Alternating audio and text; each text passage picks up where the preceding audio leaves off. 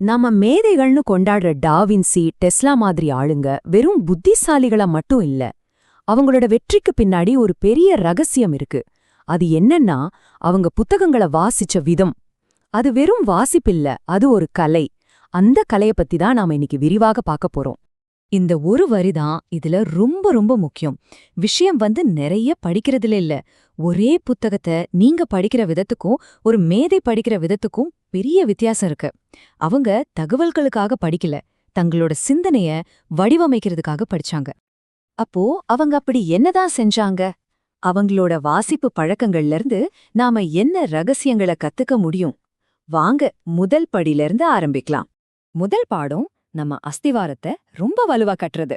இதுக்கு சரித்திரத்தோட ரெண்டும் மாபெரும் சுய கற்றல் மேதைகளான லியோனார்டோ டாவின்சி மற்றும் பெஞ்சமின் பிராங்க்லின் கிட்ட இருந்து கத்துக்கலாம்.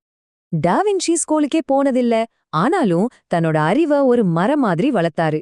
அதாவது சில முக்கியமான பாடங்கள்ல ஆழமான வேர்களையும் பல துறைகள்ல பரந்த கிளைகளையும் உருவாக்கினாரு. அது எப்படின்னு பார்க்கலாமா?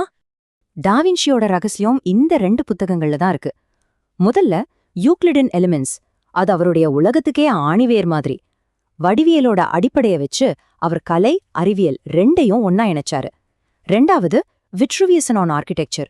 சம்பந்தமே இல்லாத ஒரு ஃபீல்டுல இருந்து ஐடியாஸ் எடுத்து மனுஷ உடலமைக்கில இருந்து மிஷன்கள் வரை எல்லாத்துலயும் ஒரு சமநிலையை கொண்டு வந்தாரு. இதுதான் முதல் பாடம்.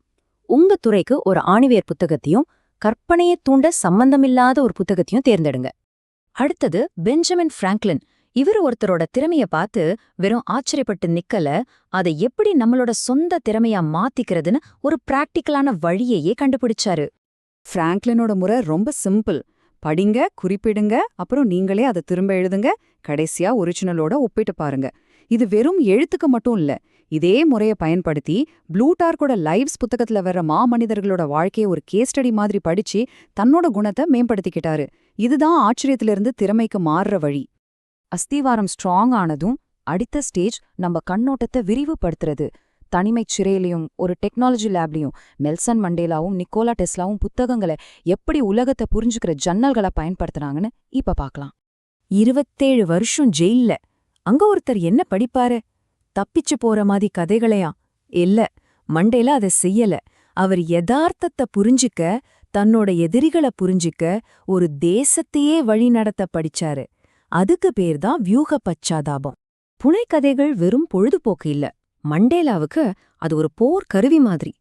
டால்ஸ்டாயோட போரும் அமைதியும் மூலமா ஒரு தலைவரோட மனநிலையையும், ஸ்டீன்பெக்கோட தி கிரேப்ஸ் ஆஃப் ராத் மூலமா சமூக அநீதியோட வேர்களையும் அவர் கத்துக்கிட்டார்.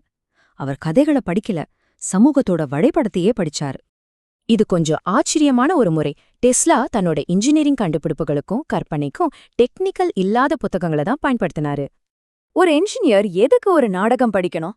ஏன்னா கோத்தையோட ஃபாஸ்ட் நாடகம் டெஸ்லாவோட கற்பனைக்கு தீனி போட்டுச்சு. வால்டரோட கேண்டிட் நையாண்டி இது இப்படிதான் அப்படின்னு சொல்லப்படுற ஏதையும் கேள்வி கேட்க கத்துக் கொடுத்துச்சு. புதியதை கண்டுபிடிக்க முதல்ல பழையதை சந்தேகிக்கணும் இல்லையா? இப்போ கடைசி மற்றும் ரொம்பவே கடினமான பகுதிக்கு வந்திருக்கோம். நம்ம மனசோட எல்லைகளை தாண்டறது. இதுக்கு இயற்பியலாளர் ரிச்சர்ட் ஃபெய்ன்மேனும் ஓவியர் ஃப்ரிடா காலோவும் அவங்களோட கம்ஃபர்ட் ஜோனை விட்டு வெளியே வந்து எப்படி படிச்சாங்கன்னு பார்க்கலாம். இது நாம எல்லாரும் செய்யறதுக்கு அப்படியே உல்டா. நமக்கு புரியாத கஷ்டமான விஷயங்களை படிக்க நம்ம தயங்குவோம். ஆனா ஃபெய்ன்மேன் அதுதான் செஞ்சாரு. தனக்கு தயாரில்லைன்னு தெரிஞ்சே கடினமான புத்தகங்களை தேடி படிச்சாரு. இதோட விளைவு என்னன்னு பாருங்க. சின்ன வயசுல அவர் குவாண்டம் மெக்கானிக்ஸ புரிஞ்சிக்கப்பட்ட கஷ்டம்தான் பிற்காலத்துல அதே விஷயத்த உலகத்துல வேற யாரையும் விட தெளிவா அவரால விளக்க முடிஞ்சது. ஆக பாடம் இதுதான். கஷ்டமான விஷயங்களோட மல்லு கட்டுறது உங்க மூளைய பலப்படுத்தும். காலோ தன்னோட தனித்துவமான படைப்பாற்றலை தூண்டுறதுக்காக தனக்கு அசௌகரியம் தர்ற ஐடியாக்களை கொண்ட புத்தகங்களா தேடி படிச்சாங்க. ஃப்ரீடா காலோவோட வாழ்க்கையும் போராட்டமும் நிறைஞ்சது. அவங்க புத்தகங்களை அறிவுக்காக படிக்கல, தன்னோட வலியையும் இந்த உலகத்தையும் புரிஞ்சுக்க படிச்சாங்க. ஃப்ராய்டோட புத்தகங்கள் அவங்களோட கனவுகளுக்கும் உள்மனசுக்கும் ஒரு சாவிய கொடுத்துச்சு. மார்க்ஸோட எழுத்துக்கள் அவங்களோட தனிப்பட்ட துன்பங்களுக்கு பின்னாடி இருக்கிற சமூக காரணங்களை புரிய வச்சது. அவங்க படிச்சது தன்னையே புரிஞ்சுக்கிறதுக்காக. இவ்ளோ நேரம் நாம பார்த்ததுல இருந்து ஒரு விஷயம் ரொம்ப தெளிவா புரியுது. வாசிப்புங்கிறது வெறும் தகவல்களை சேகரிக்கிறது இல்ல, அது நாம சிந்திப்பதற்கான ஒரு பயிற்சி. இதோ நாம கத்துக்கிட்ட மேதைகளோட வாசிப்பு வழிகாட்டி. அஸ்திவாரம் போடுறதிலிருந்து உங்க மனசோட எல்லைய தொடுற வரைக்கும் இவை வெறும் பழக்கங்கள் இல்ல, உங்க சிந்தனைய செதுக்க போற கருவிகள். இப்போ கேள்வி உங்ககிட்ட தான்.